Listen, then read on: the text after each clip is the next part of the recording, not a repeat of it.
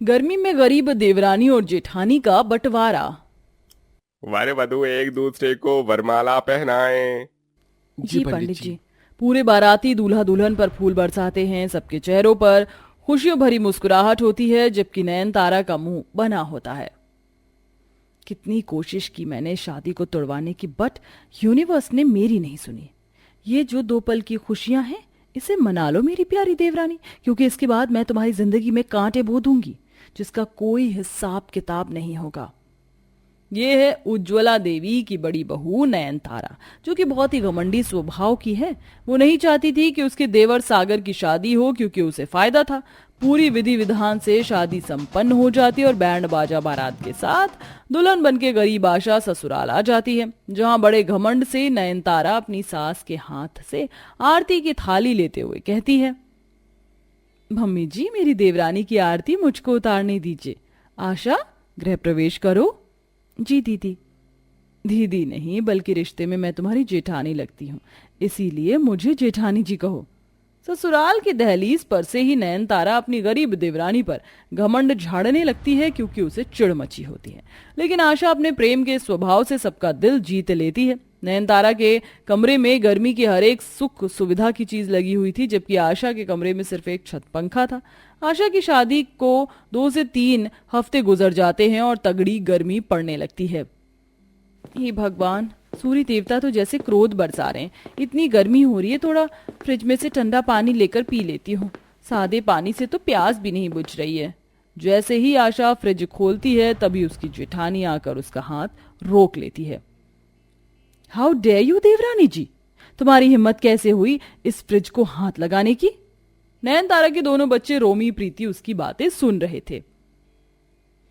Mummy, छोटी माँ को प्यास लगी है, उन्हें पानी पी लेने दो। Romi Preeti, go to your room now. बेचारे दोनों बच्चे डरे सहमे हुए अपने कमरे में चले जाते हैं और नयनतारा फ्रिज के पीछे अपनी देवरानी को खरी खोटी सुनाती है। कान खोलकर सुन लो आशा, तुम अपने मायके से एक कौड़ी भी नहीं लाई हो। ये एसी, सोफा सेट, फ्रिज सब मेरे पति के पैसों का है। इस पर राज करने की सोचना भी मत। अगर ज्यादा गर्मी लगती है ना, तो पहले अपनी औकात बनाओ और अपनी चीजें लेकर आओ। बेचारी आशा की आंखों से आंसू बहने लगते हैं और वो कसम खाती है कि उस दिन के बाद से वह उसके सामान को नहीं छुएगी। इस तरह से कुछ साल गुजर जाते हैं और आशा की भी एक बेटी हो जाती है, जो कि स्कूल जाने लगती है। ये लो रानी बिटिया, तुम्हारा टिफिन और ये तुम्हारा थर्मस। स्कूल में प्यास लगी तो पी लेना। माँ, तुम मुझे बड़ी मम्मी जी के दोनों बच्चों की तरह ठंडा बर्फ वाला पानी क्यों नहीं देती हो? ये पानी बहुत गर्म हो जाता है, मुझसे पिया भी नहीं जाता, और हमारे कमरे में तो एसी भी नहीं लगी, जबकि वो तो ठंडी ठंडी एसी की हवा खाते हैं। शादी के बाद से जिस प्रकार कठिनाई में आशा को गुजरना पड़ता था, वैसे ही उन्हें बुरे मंजर से उसकी नन्ही सी बिटिया को भी बीतना पड़ रहा था। बेटी के मुंह में मजबूर होकर आशा चोरी छुपे अब अपनी जेठानी के फ्रिज में उसके लिए बर्फ जमाने लगती है। जल्दी से फ्रिज में बर्फ जमने को रख देती हूँ, तड़के सुबह उठकर निकाल लूंगी। कम से कम मेरी बिटिया तो ठंडा पानी पी पाएगी। पर इतनी देर में उसकी जेठानी किचन में आ धमकती है। क्या चुरा रही थी तू मेरे फ्रिज में से चोरनी? बोल, वरना तेरे बाल नोच लूंगी। मैंने कुछ भी नहीं चुराया जेठानी जी, भगवान की कसम। मम्मी जी, जगदीश, देवर जी, कहाँ है सबके सब? जल्दी यहाँ आओ। अरे क्या हुआ नयनतारा बहू, जो तू इतनी रात के नींद से जगा दिया? भाभी, आपने मेरी पत्नी के बाल क्यों पकड़े हैं? छोड़िए उसे। जिस चीज का मैं बरसों से इंतजार कर रही थी, तुमने उसका मौका मुझे खुद ही दे दिया। मेरी प्यारी देवरानी, अब मैं बड़े आराम से इस घर का बंटवारा मांग सकती हूँ। वैसे भी इस बुढ़िया का बोझ ढो ढो कर मैं पक चुकी हूँ। मम्मी जी, इस चोरनी देवरानी के साथ मैं एक ही छत के नीचे नहीं रहना चाहती। आप हमारा बंटवारा कर दीजिए। क्या बहू, तू घर का बंटवारा चाहती है? जी हाँ मम्मी जी। नहीं नहीं जेठानी जी, भगवान के लिए इस घर का बंटवारा मत कीजिए। परिवार से अलग होकर कोई खुश नहीं रहा है। बस आशा, तुम्हें भाभी के आगे गिड़गिड़ाने की जरूरत नहीं। इस घर का बंटवारा हो जाने दो। अगली सुबह सुबह घर का बंटवारा शुरू हो जाता है, जिसमें जेठानी खूब चाल पट्टी खेलती है। देखिए मम्मी जी, इस घर में जो भी सामान लगा हुआ है, जैसे कि fridge, cooler, AC, sofa set, सब कुछ मेरा है। मेरी इस गरीब देवरानी का कुछ भी नहीं, क्योंकि ये अपने संग में कुछ भी नहीं लेकर आई थी। और रही बात इस घर की, तो ये भी मेरे पति ने बनाया है, इसलिए इसमें हम रहेंगे। वो रही तुम दोनों के हिस्से की जमीन, अब वहां जाकर तुम्हें झोपड़ी बनाना है या घर, वो तुम्हारी मर्जी है। बंटवारे में सारी महंगी चीजें अपने नाम करके जेठानी अपनी गरीब देवरानी के हाथ में एक मिट्टी का मटका थमा देती है और भयंकर गर्मी में उसे घर से निकाल कर बाहर कर देती है। वह जून जुलाई का गर्मियों का मौसम था।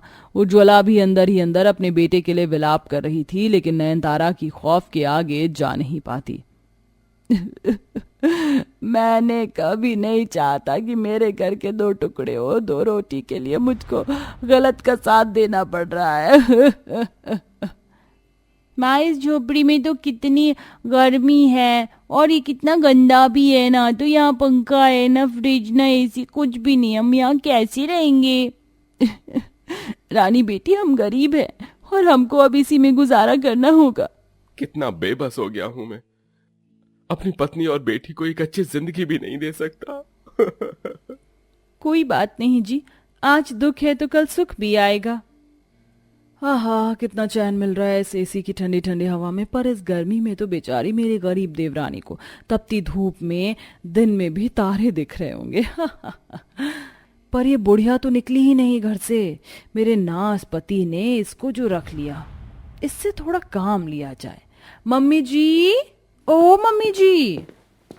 बहू, तूने मुझे बुलाया? जाइए, जाकर मेरे लिए ठंडा ठंडा फल काट कर लाइए। अब आपको इस घर में मुफ्त की रोटी नहीं मिलेगी। यहाँ रहना है तो काम भी करना पड़ेगा। अपनी घमंडी बहू का ये कहा उज्ज्वला के दिल पर कांटों सा चुभता है। इसी तरह से दिन गुजरने लगते हैं। नयनतारा बहुत ही खर्चीली हो जाती है। वो पूरा पूरा दिन एसी कूलर में पड़ी रहती है और अपनी सास के आगे फरमाइश जताती। तो वहीं गरीब बेचारी देवरानी को एक गिलास ठंडा पानी का भी आसरा नहीं था। वह पूरा पूरा दिन अपने पति के साथ तपती धूप में ईंट ढोती। हे प्रभु, आज तो एकदम शरीर को झुलसा देने वाली धूप है। काश की थोड़ा ठंडा पानी मिल जाता तो गला तर हो जाता। मम्मी जी, आज मेरे लिए मुर्गा चाप बनाना और पनीर भी। बहू, तू तो देख रही है जगदीश का बिजनेस घाटे में डूब रहा है। ये फिजूल खर्ची का खाना पीना थोड़े दिन के लिए कम कर दो, पैसे बुरे वक्त के लिए बचा ले। मम्मी जी, 4 दिन की तो जिंदगी है और वैसे भी मुझे ना ये दाल रोटी और खिचड़ी नहीं खाई जाती, मुझको बहुत पकाऊ लगता है। उज्ज्वला अपनी बहू को उसके ऑर्डर का खाना परोस देती है, लेकिन एक दिन उसका पति पसीने पसीनों में घर आता है और चक्कर खाकर बेहोश हो जाता है। जगदीश, जगदीश, क्या हुआ तुम्हें? उठो। डैडी उठो ना, चल प्रीति चाचा को बुला कर लाते हैं। दोनों बच्चे दौड़ते दौड़ते झोपड़ी में आते हैं, जहां गर्मी और गरीबी में दोनों पति पत्नी और उनके बच्चे पसीनों में नहाए हालातों में थे। चाचा जल्दी चलो, डैडी को कुछ हो गया है। क्या हुआ है भैया को? कुछ देर में डॉक्टर आकर जांच पड़ताल करता है। डॉक्टर, क्या हुआ है मेरे पति को? देखिए, जरूरत से ज्यादा इन्होंने अपने शरीर से काम लिया है, इसलिए इन्हें लू लग गई है। इन्हें ठंडक में रखिए। अजी, तुम तो ऑफिस में पूरा टाइम एसी में रहते हो ना, फिर तुम्हें लू कैसे लग गई? तभी भीगी पलकों से जगदीश अपना दुख बताता है। नहीं नयनतारा, मैं पिछले 2 महीने से धूप में एक मजदूर की तरह काम कर रहा था। मेरा बिजनेस मेरे छोटे के बिना खत्म हो गया, सिर्फ तुम्हारे उस बंटवारे में। लेकिन तुम तो अपने इसी ऐशो आराम भरी जिंदगी में इतनी बिजी थी कि तुम्हें अपने पति का दुख भी दिखाई नहीं दिया। ये सुनकर नयनतारा अपने फैसले पर बहुत अफसोस करती है। अजी, मुझे माफ कर दीजिए, मुझे तो परिवार हमेशा बोझ लगता था, इसलिए मैंने बंटवारा मांगा। आज समझ में आया परिवार और रिश्तों की अहमियत क्या होती है। आपकी धर्म पत्नी होकर भी मैं आपके दुख को नहीं देख पाई। आशा, तुम भी मुझे माफ कर दो, मैंने तुम्हें भी बहुत सताया। नहीं दीदी, माफी मत मांगो।